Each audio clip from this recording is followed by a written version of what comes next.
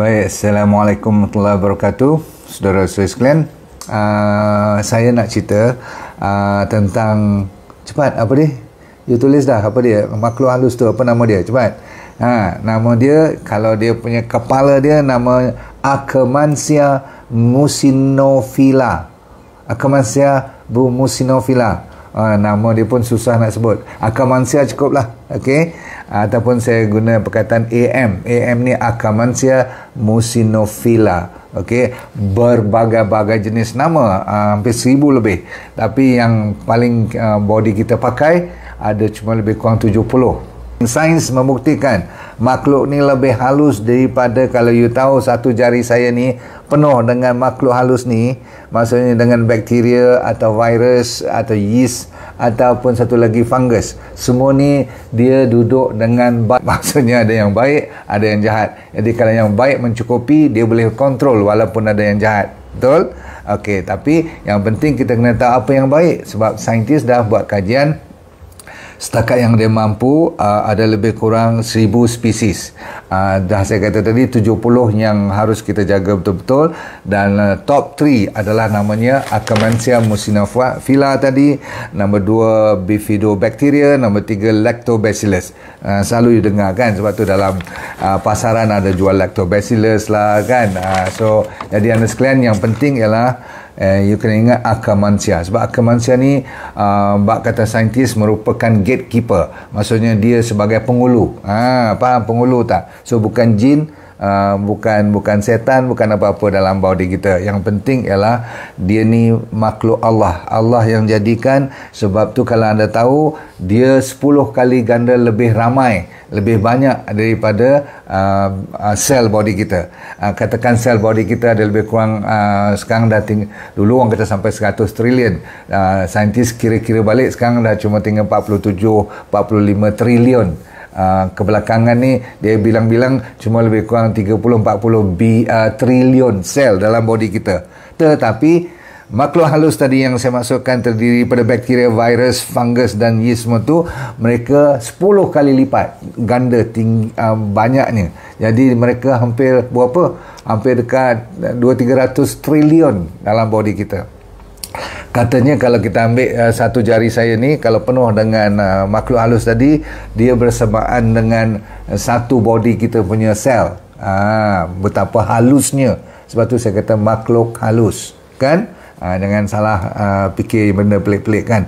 Dan kita kena jaga penghulu-penghulu ni, sebab Akkermansia saja hampir 4 hingga 5% daripada keseluruhan microbiome, yang nama saintisnya microbiome. Maksudnya yang saya kata makhluk halus tadi tu, bakteria, virus semua tu, dia hampir 5% terdiri daripada Akkermansia. Jadi kalau kita boleh jaga Akkermansia sahaja, kita boleh jaga lagi 7-80 jenis spesies. Yang lain-lain tu automatik dia akan ikut jadi baik. Okay? Yang pentingnya ialah bila mak kita melahirkan kita dahulu, ramai daripada kita tidak begitu bermasalah, berpenyakit banyak sangat kalau dibandingkan dengan anak-anak sekarang. Anak-anak sekarang kan sampai masalah autisme kan ramai. Kadang-kadang kita salahkan cuma vaccination dan sebagainya, tapi sebenarnya dia lebih kepada ada kaitan dengan bakteria juga. Kalau mak kita lahirkan kita melalui lorong yang fitrah, maksudnya melalui vagina, dan cukup bulan pula, maksudnya full term lah, 9 bulan betul-betul dilahirkan semua komplit, dan menyusu dengan susu ibu pula tu komplit. Sebab semua ni ada bakteria, melalui vagina pun ada good bakteria, virus semua tu. Jadi body kita mengambil DNA ataupun genetic code tu masuk dalam body kita, dan kita pula dulu main dengan pasir, betul tak? Bila dah besar sikit boleh berlari je, kaki ayam semua tu habis berlumur dengan, kalau musim hujan kita pun mandi hujan dan sebagainya. Sebab tu kita orang kata bakteria mencukupi zaman dulu. Awal-awal lagi 3 tahun pertama, yang paling mustahak 3 tahun pertama. You tengok dan saya tengok anak dan cucu kita sekarang. Tulis kat situ sekejap. 3 tahun pertama dia kena tanah tak? Dia boleh kena lumpur tak? Ada tak sikit debu ke apa-apa? Ataupun mereka duduk kat dalam rumah, kat dapur, kadang-kadang dengan iPad, dengan iPhone, dengan inilah handphone dan sebagainya, game, betul tak? duduk dalam bilik aircon, tak boleh kotor, diganti kain selimut semua tu setiap seminggu sekali. Dulu, betul tak? Kadang-kadang tak mandi pun ada 1-2 hari, betul? Terlupa, ataupun mandi sehari sekali je. Sekarang mandi dah lah 2 kali sehari. Setiap kali mandi tu macam body kita terpenuh dengan bakteria, virus, nak hilang, nak kikis semua. Salah. Itu adalah salah besar. Daripada hari ni tak payah kikis semua, biar kotor sedikit, biar jangan manja sedikit. You tengok budak-budak ataupun orang-orang yang kena COVID sekarang, betul tak? Adakah mereka yang kerja kat kebun, adakah mereka yang kerja kasar, kena matahari terik, kena kotor peminyak dan sebagainya tu, ataupun kena ni lah, berkebun semua tu, ataupun mereka yang duduk kat office aircon, ada orang buka pintu, driver semua siap.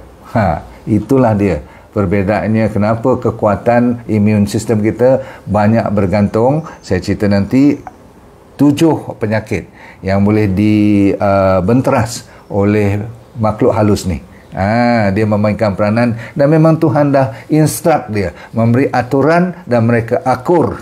Mereka juga bertasbih. Sebab apa? Penyakit seperti central nervous system, penyakit otak, saraf, semua ni ada kaitan dengan bakteria. Telah dibuat kajian. Berarti kalau bakteria yang contohnya penghulu tadi, Akkermansia, kalau dia mogok, siap kau. Itu yang jadi murung. Kadang-kadang tak ada sebab pun. Rupa-rupanya bakteria tak cukup makan yang baiklah, ataupun bakteria yang jahat terlalu beronggeng, banyak disko, mengopi kat bawah tu, jadi dia lepaskan emosi-emosi yang negatif. Kan ada anxiety, resah gelisah, kemurungan. Anda faham tak semua yang saya cakap ni? Okey, jangan pakai dengar je, kod-kod berlaku pada diri you pun. Okey, so nombor 1, penyakit kardiovaskular, jantung pun. Orang selalu salahkan makanan saja, betul. Tapi makanan tu ada kaitan dengan apa? Dengan bakteria tadi. Nombor 3, masalah liver kita. Yang orang kata masalah fatty liver yang dah mula nak rosak dan sebagainya tu, ada kaitan dengan bakteria pun.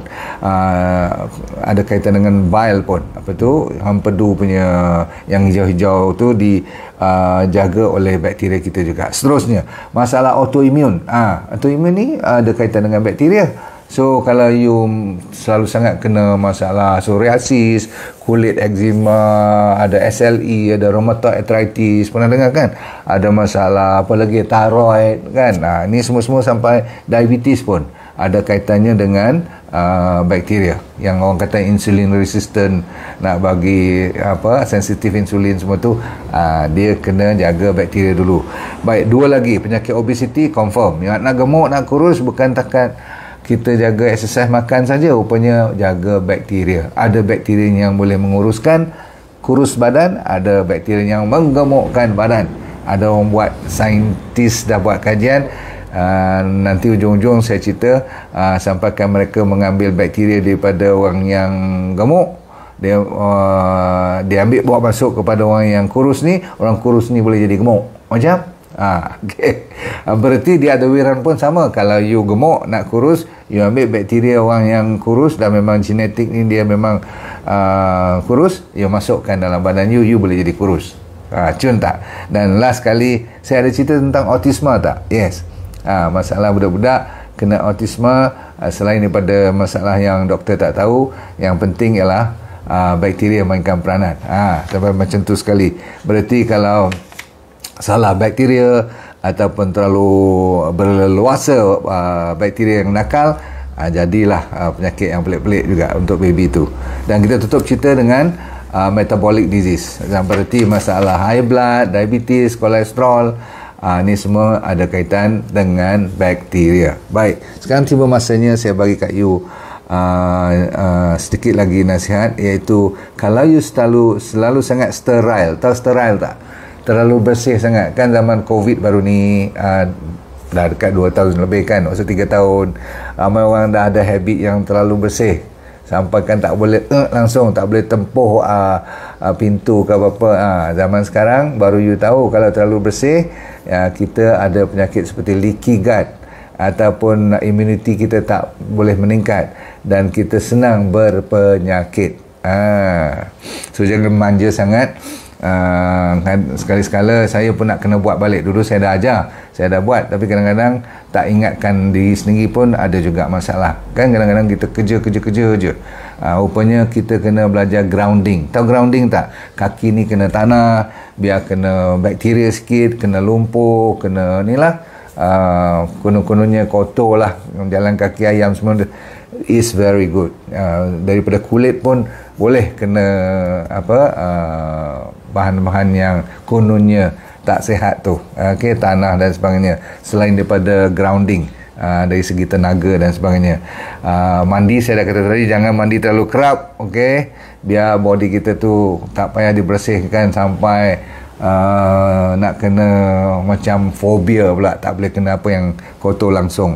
Sabun-sabun, shampoo-shampoo tu dikurangkan. Baik, sekarang kita nak habiskan topik ini dengan menceritakan apakah fungsi dan kenapa Tuhan jadikan sampai 10 kali lipat banyaknya bakteria yang baik-baik ni. Jangan anda ambil ni sambil lewa, very important. Tengok, nombor 1, bakteria meningkatkan immune system kita. So kita kena bela bakteria ni elok dengan beberapa cara. Sekejap. Nombor 2, dia meningkatkan integriti lapisan dalam. Kan usus kita tu cuma satu lapis saja. Sebab tu dia senang bocor kalau salah-salah makan, salah-salah racun dalam badan kita. Tapi mucus ataupun lendir yang dikeluarkan tu menjadikan walaupun satu sel punya ketebalannya, dia cukup kuat disebabkan ada mucin. Mucin ni lendir, dan dalam lendir ni lah hidupnya bakteria-bakteria baik, terutama sekali Akkermansia tadi. Penghulu dia sentiasa standby je. Dia bawa anak-anak buah dia, bakteria-bakteria yang baik. So integriti intestine dipertahankan, dia punya lapisan tu, supaya tak bocor. Nombor 3, dia mengurangkan inflamasi. Cun tak? Sekarang kita duk sibuk nak makan painkiller dan sebagainya. Bahkan painkiller lah antara satu-satunya penyebab utama bakteria ni berkurangan ataupun boleh mati dengan antibiotik lagi dahsyat. Lepas tu dengan artificial sweetener, kan saya cerita sakarin, aspartame, apa lagi, sucralose, semua tu kan saya ceritakan. Ni antara sebab kenapa tak digalakkan ambil artificial sweetener, pemanis yang artificial. Kenapa saya dah belajar semua ni, ada kaitan dengan bakteria pun, sebab bakteria memang suka gula. Artificial sweetener lagi mematikan pula bakteria yang baik-baik. Lepas tu bahan-bahan makanan yang GMO, tahu GMO kan, yang dia modify semua tu. Lepas tu dia sembur pula dengan glyphosate, racun-racun anti pesticide tu kan, insecticide semua tu. Lepas tu bagi mereka yang suka makan ubat-ubat julap, yang senang nak cirit-cirit semua tu, jaga baik-baik. Semua ni mengurangkan dan menjahanamkan bakteria baik. Seterusnya, bakteria ni juga meningkatkan tenaga. Confirm, dia mengeluarkan satu bahan dinamakan butyric acid yang meningkatkan tenaga body kita. Dan saya kata apa tadi, dia suka gula kan, bakteria yang jahat tu kan.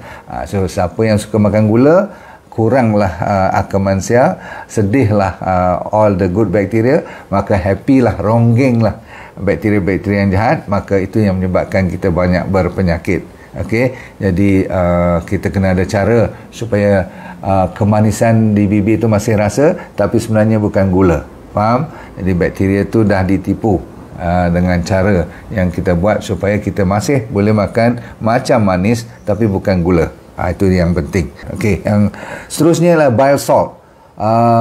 Bakteria memainkan peranan untuk recycle yang hempedu yang warna hijau tu untuk pencernaan, dipanggil fat metabolisme. Kalau tak ada bakteria ni dan tak ada bile, memang kita tak boleh pakai. Kalau tak boleh pakai lemak-lemak ni semua, vitamin B kompleks ataupun semua vitamin B, A, D, E, K semua tu tak boleh diabsorb, termasuk omega 3 pun tak ada lagi dah. Pasal apa? Bakteria baik dah berkurangan. Baik, kita habis lagi 2-3. Nombor 6, orang semua tahu otak kita dipengaruhi dengan bakteria dalam badan kita. Sebab tu orang putih kata gut feeling. Pernah dengar tak gut feeling? Bukan rasa perut, rasa apa? Tergerak hati ke? Maksudnya rupanya dalaman ni ada kaitannya memang betul ada vagus nerve. Nama nerve tu, saraf tu pun ada nama, yang connected to the brain. Jadi dia ada, orang panggil, hubungan rapat antara perut, usus kecil, usus besar, dengan bakteria yang ada dalamnya. Kualiti bakteria tu dengan kualiti pemikiran you. Itu yang kadang murung, kadang down, rasa sedih, rasa anxious, rasa gelisah, panic attack pun ada. Dan ramai orang dah dengar saya cerita tentang autisme. Jaga baik-baik. Jadi baby-baby kita yang mungkin you rasa nampak pelik sikit perangai semua tu, cuba betulkan balik dari segi prebiotik, probiotik yang saya nak cerita juga sebagai jawapannya. Dan last kali, bakteria ni membantu untuk detox. Dia juga sebagai antioksidan, jangan main. Dan dia mengurangkan masalah constipation, sembelit. Dan saya dah kata tadi, dia buat B12 pun. Dia buat untuk kita. Kita tak boleh buat sendiri kecuali kita pergi belilah kat farmasi. Dan makanan-makanan yang bagus untuk bakteria ni seperti kan saya dah pilih chicory. Dalam chicory roots ni, pokok chicory ni dia ada apa nama inulin. Inulin adalah fiber, serat yang bagus, sama standardnya. Kalau tak ada chicory, you boleh banyak makan bawang, banyak makan leek, ada sayur nama leek, asparagus, chia seed dan semua jenis sayur-sayuran dan buah-buahan lah yang berfiber.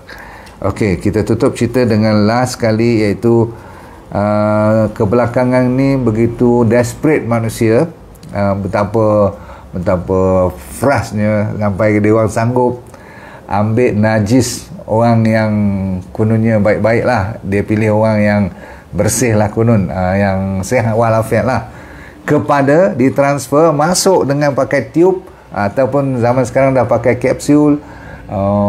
Kalau di China tu dah 2000 tahun ke atas dah mula pakai sup pun. Sup warna kuning pula tu, Masya Allah, saya tak boleh fikir. Ni cerita real. Orang China kan, dia orang lebih advance dan lebih cepat daripada kita yang kononnya moden ni.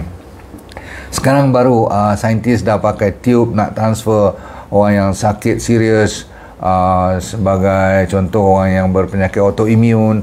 Dia orang tengah buat eksperimen untuk orang kanser dan sebagainya, ambil najis, saya ulang, fecal microbe, maksudnya bakteria dalam najis yang elok, dah ditest elok, dibersihkan dan tengok, maksudnya bukan dibersihkan apa, ditengokkan orang yang kita ambil sumber tu bersih tak bersih, sihat tak sihat, tidak ada penyakit, ditransfer kepada orang yang tengah sakit serius.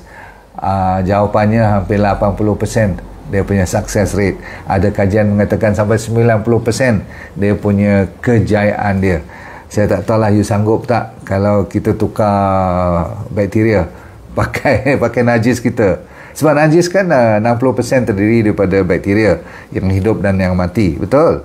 Jadi mereka ambil najis tu, mereka proses. Zaman sekarang ni dibuat bagi nampak cantik ke macam mana saya tak tahu. Nak telan ke, nak masuk tube ke, I serah pada you. Saya mengharapkan kita tak perlulah buat tu semua kan. Sebab tu agaknya cara kita basuh atau mencuci, bila kita buang air besar tu kan, kita digalakkan pakai tangan. Saya dulu tak tahu, kadang-kadang saya tak pakai tangan, saya pakai spray je. Minta maaf cerita ni, tapi kononnya spray tu bersih sebab kita tak pegang apa-apa kan. Rupa-rupanya ilmu tu tak jauh. Yang kita anggap kotor, sebenarnya yang tu lah yang terbaik. Berarti masuk akal lah, bukan saya suruh you calit ke bubuh kat mulut ke apa-apa, tapi mungkin ada cara yang lebih bersesuaian.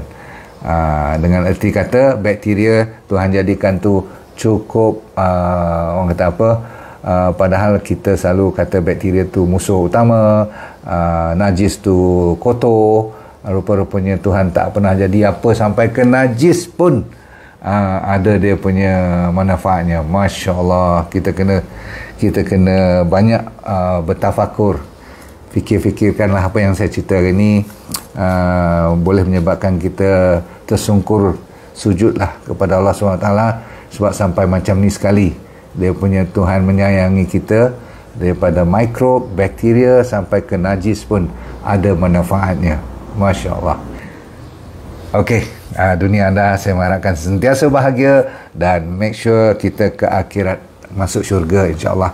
Okey, dan always apa, cara antara yang terbaik ialah let go and feel good all the time. Assalamualaikum warahmatullahi wabarakatuh.